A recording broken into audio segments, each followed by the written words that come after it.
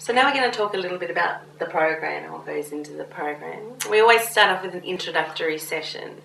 Now, a lot of people feel quite anxious about coming to groups. Yeah. So in the introductory session, we establish a bond between each other. We talk about group agreements so we can all get along together. There's some icebreakers as well, so people get to know each other. And we also like to talk about how we come together for a group for a purpose, and at the end we'll move away with something from it too. And set down rules about privacy and confidentiality and what happens in the group, stays in the group, things like that. Yeah, the introductory session is really important for first impressions as well. Definitely. And I really like in our structure, once we've done that introductory session, we have got to know each other. It's then in the first session that we introduce materials. We've got books and journals and disclosure books that we'll see later on. So we start to get some interest into what's ahead of us. The whole program, as we go through 1 through to 8, the core 8 sessions, is based around a few models across the continuum of preparing for work, looking and finding a job, and then maintaining a job. But within that structure, we identify vulnerable situations, stressors, and coping mechanisms. And I really like that structure too. It brings a mindset onto looking for work, and we spend a real reality-orientated 2 hours each week where people are out of a free world and more thinking about work and focused on it. And we also look at a comprehensive model of health. We broaden people's understanding of what health means. And we also introduce new terminology. There's a few expressions there that people might not have come across before. And by thinking about that too, our first 6 weeks are a very health-orientated course. And we also look at collaborative partners, people that we can bring in to support mental health in looking for work. I like to call that a support network. Support network, but it is collaborative partners. Yeah. And the terminology varies. Often you find yourself explaining the terminology to people who don't perhaps always understand the terms that are strictly in the course.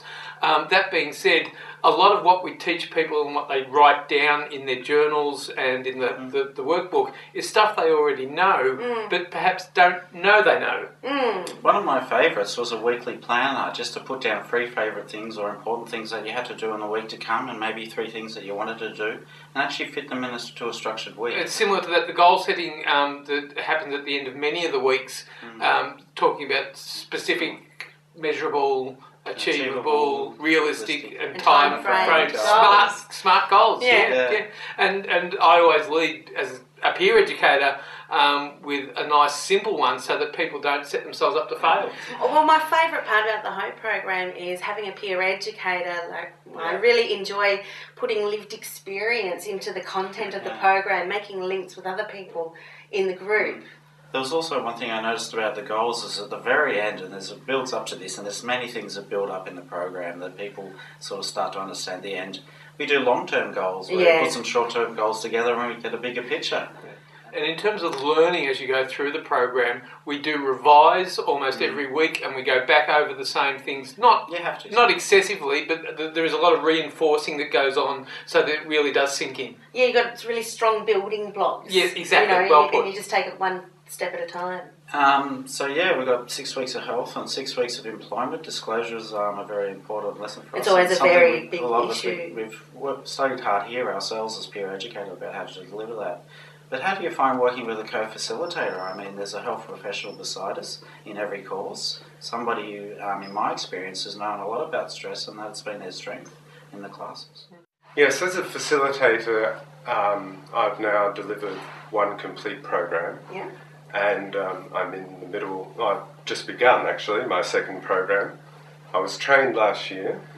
Doing that program I found it really eye-opening. I have been an employment consultant now for a number of years, and part of my job as an employment consultant is to find employment for people with disabilities. And there's quite tight controls about how I do that. I can't really spend time working on other issues that may be relevant to the person.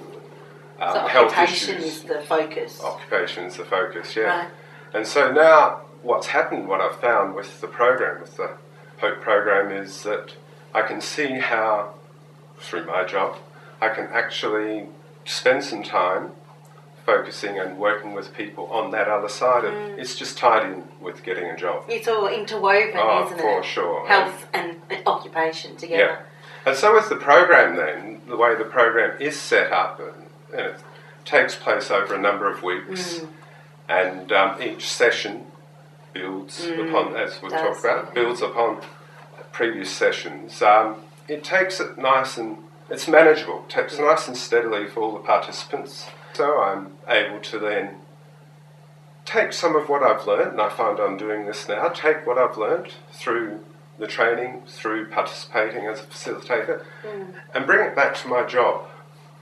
Still, as I said, there are constraints about how I do that, but in little ways I find, I'm adjusting how I manage my clients when I'm working with them, and how I'm referring them to other services, etc., which is part of my job, of course.